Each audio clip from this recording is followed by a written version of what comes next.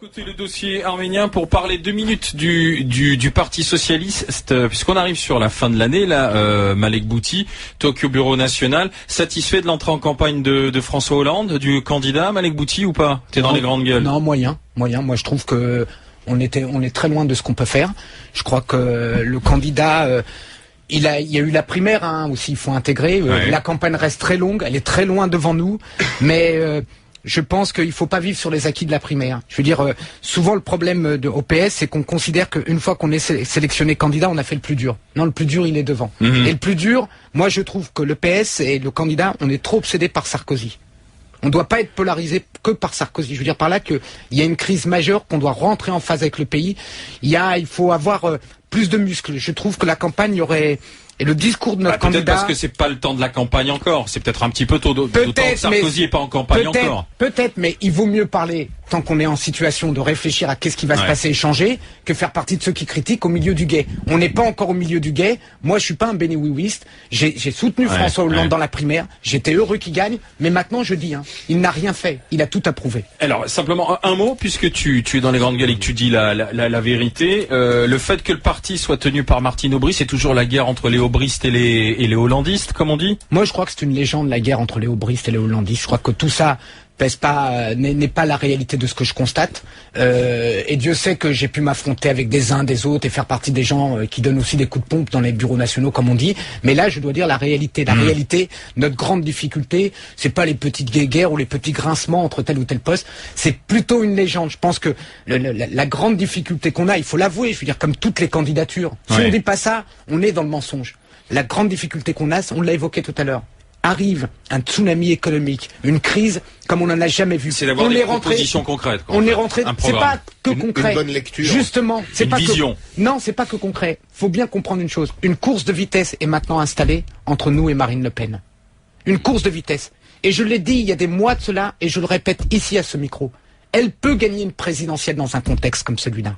Je sais que ça paraissait complètement abscon il y a quelques mois, mais la colère qui est sous-jacente dans ce pays, le décrochage, la peur de ce qui va arriver après. Tu es le seul à dire que Marine Le Pen, t'es une des rares voix, peut gagner une présidentielle dans le contexte de colère que l'on connaît. Mon jugement vient de la chose suivante.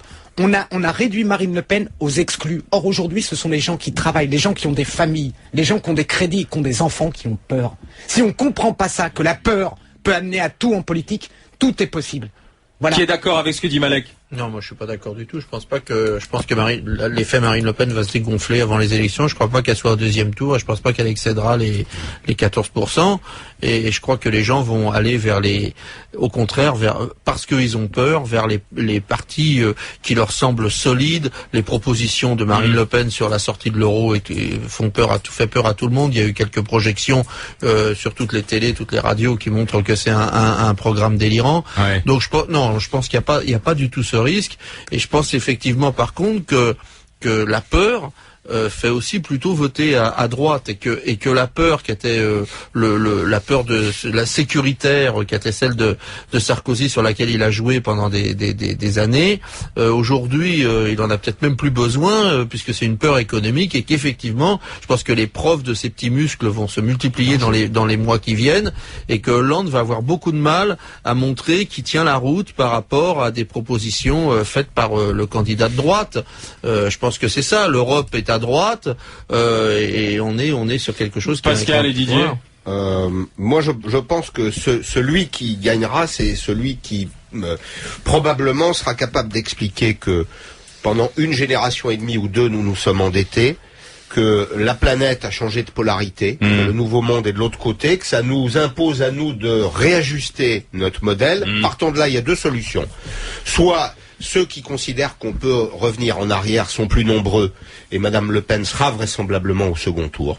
Il y a des gens qui pensent que, oui, en fermant les frontières, en revenant à des recettes qui ont vécu au 19e, au 20e, au début du 20e siècle, c'est Madame Le Pen. Soit les Français sont plus sensibles à la pédagogie d'un candidat capable d'exprimer cette réalité, de la porter, de l'assumer et de proposer un contre-modèle. Et dans ces conditions, François Hollande, s'il en est capable, François Bayrou, Nicolas Sarkozy, bien sûr, le président sortant, seront au deuxième tour en situation favorable. Moi, je souscris à l'analyse de Pascal. Celui qui fera se lever les Français et aller à l'urne pour lui, c'est celui qui aura de la vision.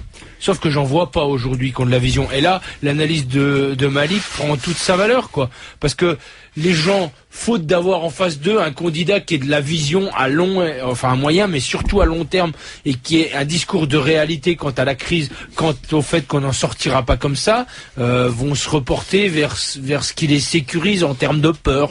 Je trouve que l'analyse de Malek est pas si mauvaise que ça. Ben justement, pour celles et ceux au second tour. Celles et ceux qui nous suivent, qui